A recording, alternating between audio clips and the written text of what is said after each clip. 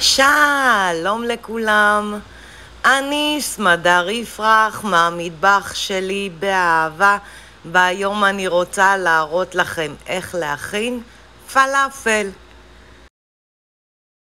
המצרכים הם מלח ופלפל שחור לפי הטעם, חצי כפית כמון, חצי צרור כוסברה, בצל אחד גדול, כפית סחוג, 7 שיני שום, פלפל ירוק אחד,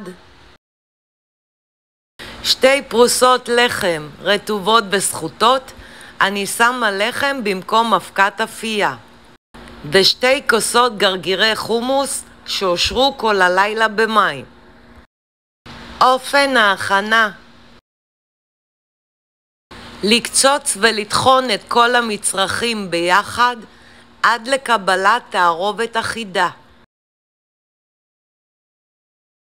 אני שמה שמן במחבת, וכשהשמן חם אני שמה כדורים לתוך השמן ומטגנת כמה דקות.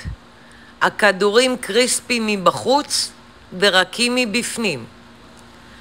אפשר ליצור כדורים כשמרטיבים את הידיים, לוקחים חלק מהתערובת, יוצרים כדור ושמים בשמן.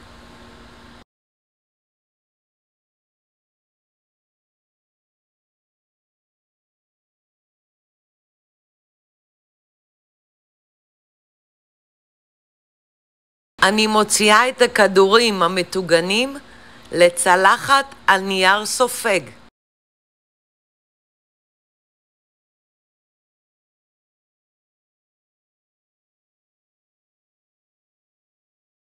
את הפלאפל מגישים בתוך פיתה.